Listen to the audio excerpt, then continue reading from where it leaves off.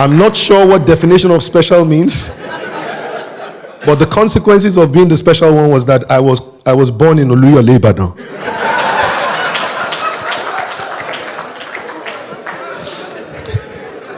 And when they asked my father for the name so they could put it on the birth certificate, he chested and said, "It's Adetokunbo. We brought him from abroad." So I know many of you have Tokumbos, right? But this one is probably the first one that you know that has only one passport. And so I grew up really feeling cheated all my life. My sister is there with her Canadian passport, her son. I just felt cheated. And one of the things I said I was going to do was regardless of the fact of what kind of hand I was served, I was going to make sure that I worked hard enough to make sure that even if I don't get passport, I must have all the visas in the world. And that was my motivation, guys. And I kind of like did quite okay. I got my American visa, I got a 10-year UK visa, I got a 5-year Canadian visa, and still I wasn't treated better every time I tried to travel because of the color of my passport.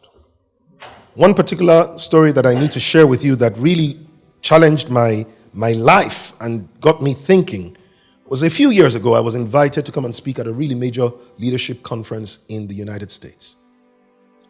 And by this time, doing very well, leading, having literally created an industry called, public speaking in Nigeria. People started saying, "I want to be a public speaker like Fela Durotoya. I want to, all of that stuff." But here I was going, and everywhere you go, people are saluting you, greeting you. Yeah, I know you. I saw you on TV, and those kind of things. People in Nigeria think you're a star just because you're on TV.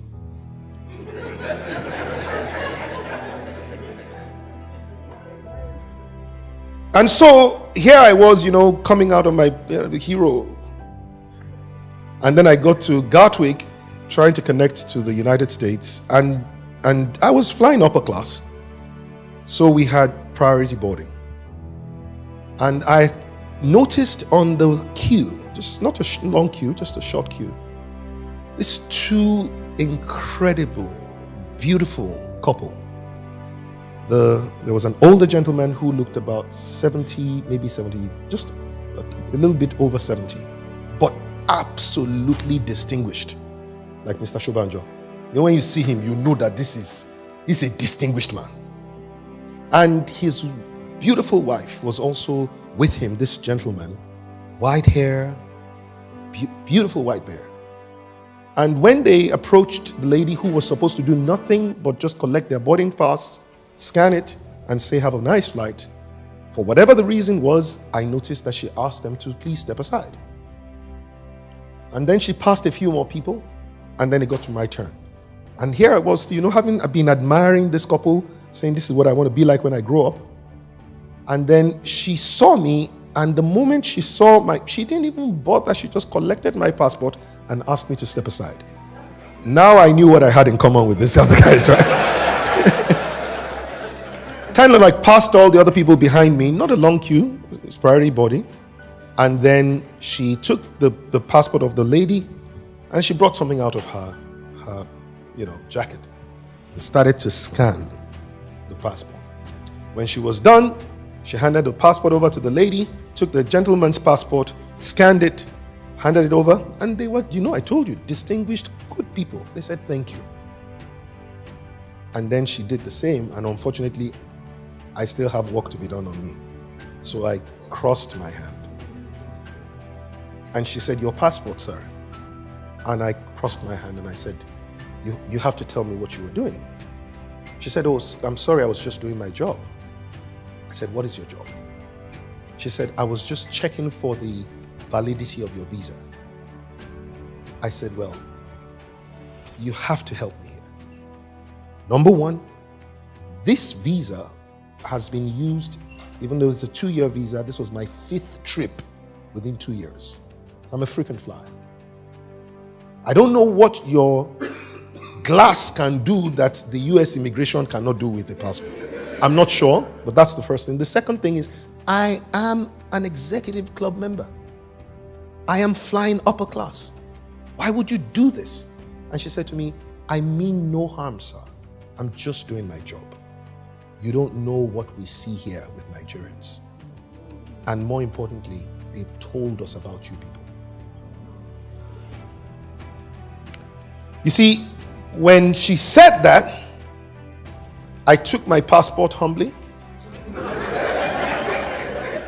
got onto the plane, and I wrote the following things down. I hope that they might be something you might use someday. The first thing I said as I wrote down was, ordinary citizens of a great nation will forever be treated better than successful citizens of a failed country. The second thing that I said was that individual success in the midst of collective failure will always be despised. I later came back and put those things on social media and it went viral. But I think it went viral not because it was me that put it up. It was just because it was the truth. And it was a call to most people's conscience to recognize that you are not really ever judged by how great you have become. There is a national identity that is tied to you. And it's like a cover that before people see you, they see that identity. And so whether that identity is for good or for bad, it's the covering you have. Not only is that identity at the cover, it's also at the heart. In between the heart and the cover is all the success you want to get. But if your nation is a failed nation, you've got the heart of pain.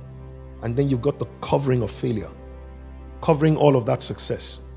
And it occurred to me that it was not enough that I could begin to pursue or continue to pursue my success. I needed to start to pursue Nigeria's success. And that was the journey that took me to become a nation builder.